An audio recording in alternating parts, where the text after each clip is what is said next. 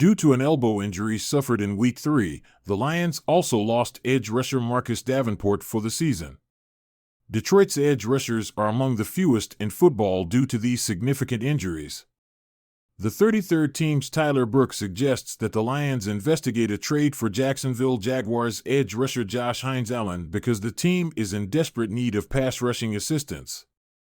However, Hines-Allen's rewarding agreement could make a few issues for the Lions later on, as streams expressed. Head supervisor Brad Holmes ought to in any case consider exchanging for the 2019 first-round pick.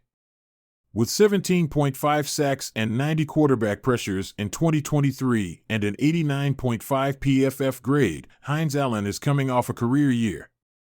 The previous Kentucky Wildcat is one of the most electric pass rushers in the NFL and is a matchup bad dream for any offense. Hines-Allen has a pass rush grade of 81.3 through 6 2024 games, with 2.5 sacks and 24 quarterback pressures. There is no doubt that Hines-Allen would produce and provide elite-level play for Aaron Glenn's defense. Detroit has the draft capital to acquire him and the cap space to keep his huge contract. It will be difficult to replace Hutchinson, but Hines-Allen is one of the few players at the position who can compete with the Lions' number 2022. Second pick overall. In order to face the Minnesota Vikings, who are undefeated, on Sunday, Detroit will put the search for a trade on hold.